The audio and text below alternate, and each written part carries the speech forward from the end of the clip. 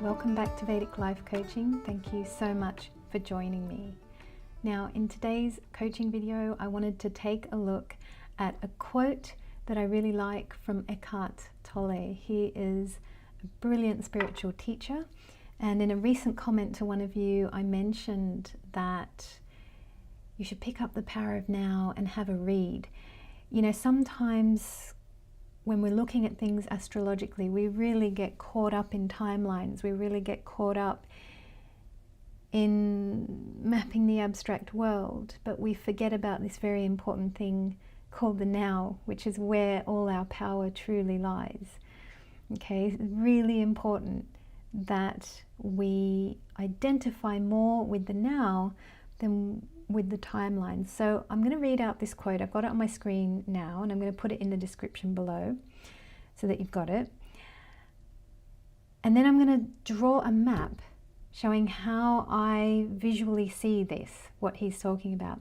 And I've had some comments from some of you over the months saying that you really like things being mapped out, things being drawn out. And I think when we're interested in astrological information, you know, we're abstract thinkers and we like being up in the sky, and we like frameworks and tools and things that we can use to map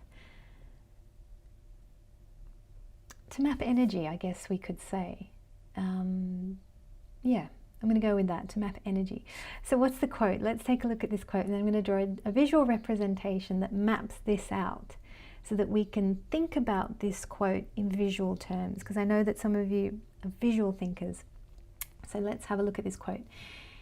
He says, "Forget about your life situation and pay attention to your life. Your life situation exists in time. Your life is now. Your life situation is mind stuff." Okay, so what are we dealing with? Life situation. How can we look at this visually? So I'm going to draw out this thing here, which I'm going to call, well, I guess I'm going to call it the now. How about we call it the now? Okay, so we can see that. That's the now. I've got a couple of other ways of phrasing this, and I'm going to call this a plate. Now this is for very visual people, right? You might want to visualize a plate. You might want to visualize a stage. So a plate is in a plate of food, that kind of thing. You know, when people say there's a lot on your plate. A stage. Actors come on your stage and then they go away. Right? You could think of it in that way. You can also think of it as in terms of a space. Right? You could call it the now. Okay, so I know I've got a lot of different words going on here for this, but bear with me. Okay, so this is always available to you, and it always is, and it's really who you are. You want to be identified with this as opposed to what's going on here, which I'm going to call life situation. Okay, life situation is going to happen here. So how about we draw some life situations, and I'm just going to pull them out of my head at random. I have not done any notes. I'm brainstorming. We're brainstorming together right now. So let's have a think. They've all vanished from my head. I thought of them this morning and they've all gone away. All right, let's pick a nice easy one. Life situation. You fall in love. Oh, isn't that wonderful? And then heartbreak, right? Terrible. You're devastated. You're upset. What else? Let's say you're working really hard and you write a book and then you become famous. Another life situation. You've been healthy all your life and you feel fantastic, but then, oh no, you're diagnosed with a fatal illness, right? What other life situations are we going to have?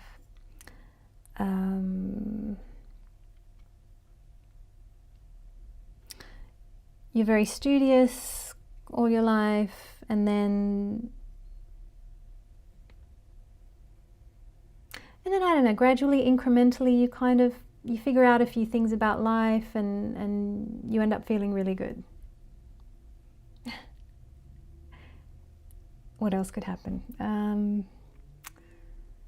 Oh gosh, I don't know. You're in a job that you hate, but then all of a sudden, I don't know, all of a sudden you're in a job that you hate, and then what happens? You have a spiritual awakening. Far out, let's do that. And then you live in bliss for the rest of your life. How about that? Okay. This is kind of the Eckhart Tolle thing, you know, you're homeless on a park bench, you become enlightened, and then your life is up here and you're hanging out with Oprah. There we go. That's a good life situation. That's a great one. The point is, I think you can see what I'm trying to do here. I'm trying to show these visual flows of time, things that happen. You know, you win £10 in the lottery. Yay. You stub your toe. Boo. You know, like all these things that go on in life, in time. So you can either be identified with those movements, and you can be identified with what's going on up here. And that's great when you're falling in love. Look at that. Whoosh, you're up here, you're having a ball, you know. So we like to be identified when it's something wonderful. But then, you know, think about the person who got diagnosed with the fatal illness, right? You don't want to be identified with this.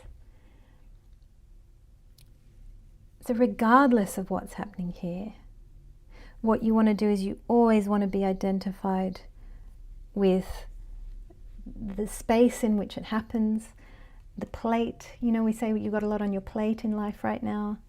The stage, right? You could think of the now as a stage, and different actors come on and different actors leave. I definitely like to think of it as a space, you know, but that's where we want to be identified. We want to be identified with the now, which I think is Eckhart's phrasing of that is absolutely brilliant. That's a quick way.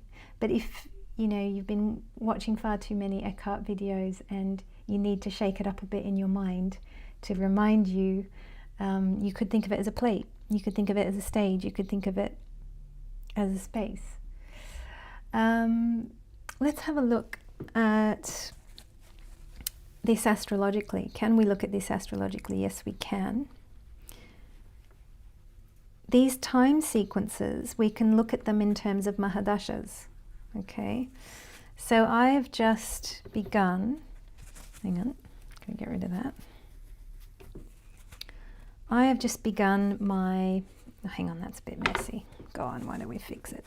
I can fix it. Here we go. Just draw that back on. Okay. I have just begun my Saturn Mahadasha. So what does that look like? Well, I've probably done about that much. Right? I've done about a year of it. Not long. But what's it going to look like in 20 years' time? It's going to look something like this. This is what I think a Saturn Mahadasha looks like. And I think if I put in the work, it'll be like walking up stairs. Okay, so that's a 20-year period of time. I have to put in the work though. That's a big thing with Saturn. I can't not do the work. What was Jupiter Mahadasha like? What did that feel like? So I've been through it. Those of you who know your Mahadasha sequence in your head, you will know that I've been through it. And what did that feel like? Well, I'm going to say it kind of felt kind of like this. It felt, yeah, pretty much like that. I think that's my Jupiter Mahadasha. What did I have before that? I think I had Rahu, wasn't it? I think it was Rahu. What did that feel like? I think that kind of felt like, that was not too bad. That was sort of like that maybe. That was my Rahu Mahadasha. And I do remember my Mars Mahadasha. And I think it was something like this. I'm going to go for that. That was my Mars Mahadasha. Not everyone's going to have one like that. Some people might. Mine was like that, a little bit like that.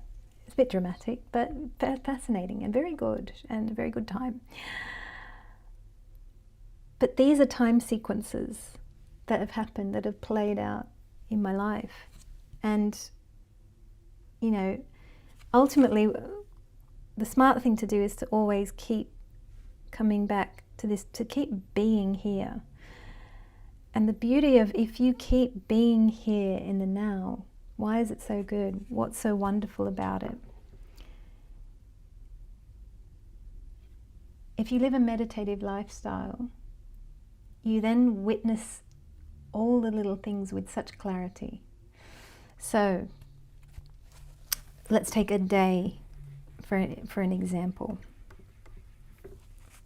Let's say you're with someone, you're having a nice day, and then, oh, you have a fight with someone. But then you watch a beautiful sunrise, right? And the more you are embedded in here, you are sort of, and the more spacious you are inside, the more you can appreciate the beauty of what that is, right? This fight is now potentially inspiration for a piece of art, because you can see it. You're not identified with it. It can provide ingredients for something you create. And also, you know, wisdom, like you'll be better equipped. The more spacious you are, you will see with accurate precision every little detail and nuance of what's going on in your life situation. You'll be better equipped to steer it as well. So, you know, nothing is a problem in here. And this is not easy, right? Mapping this out is not easy, you know, and people have tough lives.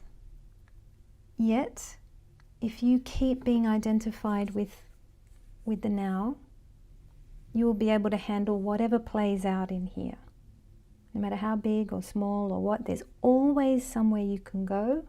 There's always a safe place where you can go and where you can live. You can live from here. And then that enables you to see, you know, what goes on up here. So I think we're running out of time, 14 minutes. I hope this has been helpful in terms of mapping out what is a life situation when Eckhart talks about it, because he talks about it a lot. So those of you who are fans of his work, I hope you enjoy my visual depiction of the principles that he's trying to teach. Thank you so much for subscribing, and I look forward to seeing you next time.